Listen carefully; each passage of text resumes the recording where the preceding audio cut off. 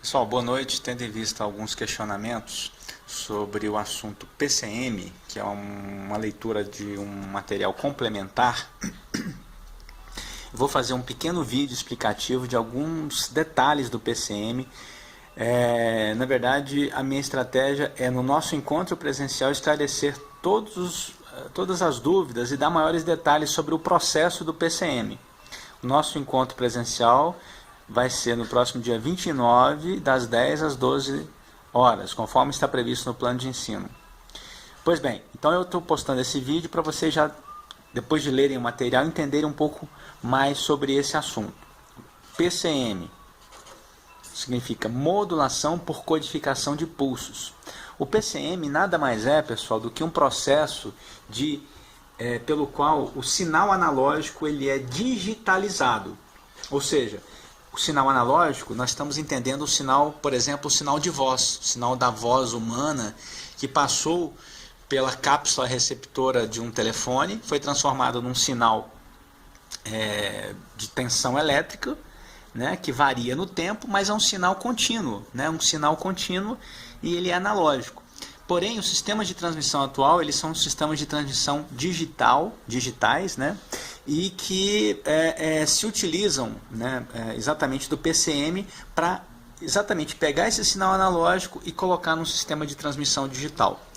O PCM ele tem algumas etapas que eu vou escrever aqui para vocês e falar rapidamente sobre cada uma dessas etapas. São elas: a filtragem,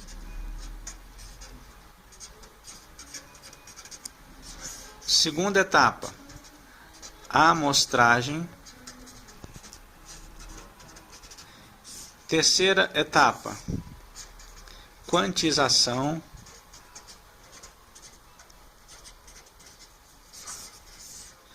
quarta etapa, compressão, última etapa, codificação. Ok? Bom, o sinal analógico ele vai entrar por aqui, né? Analógico. Por exemplo, o canal de voz vai passar por todas essas etapas até sair aqui digitalizado, ou seja, bits por segundo. E isso vai para o meio de transmissão. Ok? Pois bem, vamos entender o seguinte, pessoal. O sinal analógico é aquele que tem, digamos assim, ele é contínuo e ele tem infinitos valores no decurso do tempo. Depois eu vou explicar isso lá na nossa aula presencial.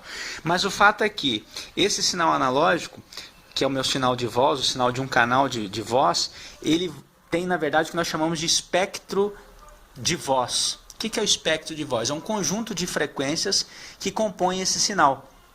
Para entender melhor, vamos entender, por exemplo, como quando você vai ajustar o som do seu rádio e você quer escutar um som mais agudo. Você vai lá no controle do som e tira lá as frequências graves. Ou seja, você está, na verdade, fazendo uma filtragem das frequências mais baixas. Não é? Aqui é a mesma ideia. O sinal analógico, que é o sinal da voz humana, sem filtragem, ele vai de alguns hertz até aproximadamente 20 mil hertz. E aqui, depois da etapa da filtragem, depois que esse sinal passou pela filtragem, o sinal ele vai estar compreendido entre 300 hertz até 3.400 hertz. Pois bem, esse sinal já foi filtrado por essa etapa de filtragem, são os filtros. Logo em seguida, esse sinal, que ainda é analógico, ele vai passar por um processo de amostragem. A amostragem, pessoal, nada mais é do que vamos simplificar aqui, como se fosse uma chavinha, uma chave que fica abrindo e fechando.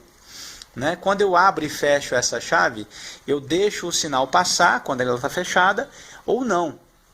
Quando eu abro a chave, o sinal não passa.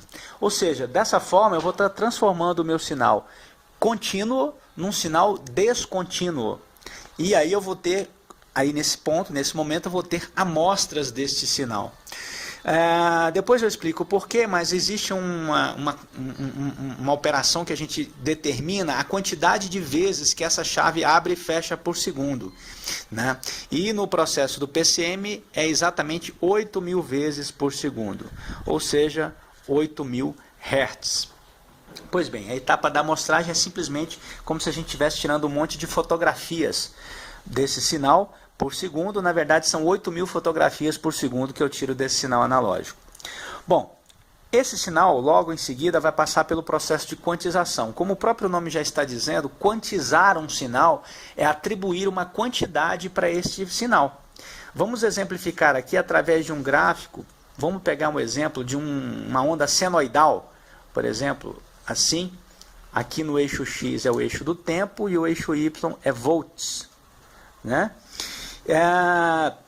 Só que esse sinal ele está contínuo. Na verdade, e como ele foi quantizado, né, isso aqui é o sinal antes da amostragem. Depois que ele passar pela amostragem, esse sinal vai estar descontínuo. Eu vou colocar aqui para vocês o que acontece, né, quando esse sinal passou pela etapa da amostragem. Então você vai ter aqui, ó, como se fosse várias fotografias desse sinal. Eu vou dar como exemplo 3 amostras no sentido positivo e 3 amostras no sentido negativo, né? Entendido? Note vocês que esse sinal que era contínuo antes, aqui está errado, tá? Não é a etapa da quantização, não. Esse sinal ele está entrando aqui na etapa da amostragem. Quando eu amostro, esse sinal passa de contínuo para um sinal descontínuo no decurso do tempo.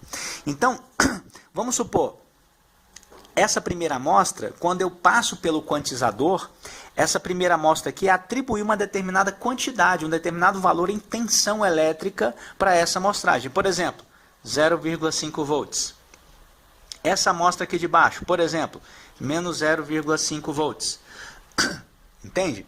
Ou seja, cada uma dessas amostras, elas terão atribuídas para essas amostras um determinado valor de tensão que é dada pela etapa de quantização. Ou seja, eu estou quantizando cada amostra. Quantizar é dar um determinado valor de tensão elétrica para aquela amostra. Pois bem, a próxima etapa, pessoal, se não houvesse um problema, que depois eu vou falar na sala de aula, seria a etapa final, que seria a etapa da codificação. O que vem a ser codificação? Codificar um sinal. É você atribuir uma palavra binária para essa determinada amostra. Por exemplo, eu tenho uma amostra aqui de 0,5 volts, que representa esse pulso aqui, né? Então, esse 0,5 volts, ele na etapa da codificação, ele vai ser transformado numa determinada palavra binária, numa determinada quantidade de bits. O fato é que, inicialmente, quando se desenvolveu essa tecnologia, pensou-se em atribuir uma palavra binária de 12 bits para esta quantidade, para esse 0,5 volts aqui no nosso exemplo. Mas chegou-se à conclusão de que a taxa de bit final do meio de transmissão seria muito alta. Então, se resolveu diminuir, ao invés de 12 bits, diminuir para 8 bits. 8 bits a gente sabe que é 1 byte, não é?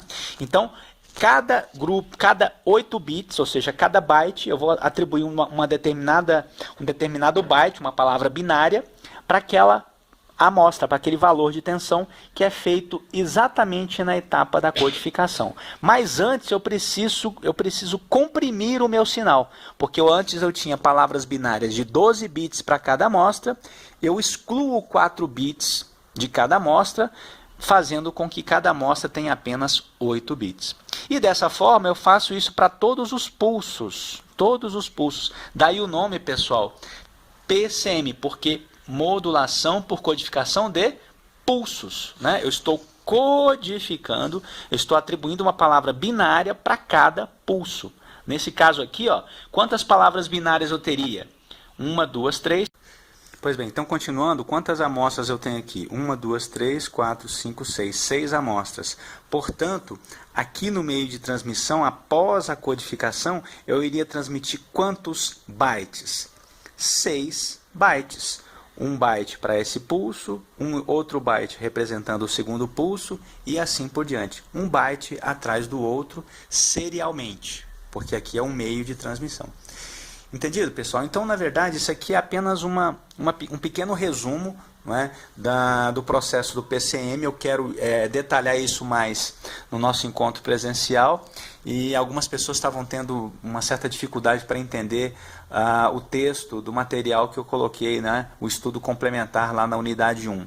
Eu espero que com essa explicação vocês possam entender melhor e não deixem de comparecer no encontro presencial, que é muito importante, porque eu vou falar sobre esse assunto e já dar o bit, né, dar todas as instruções para as tarefas da unidade 2. Até lá então, boa noite.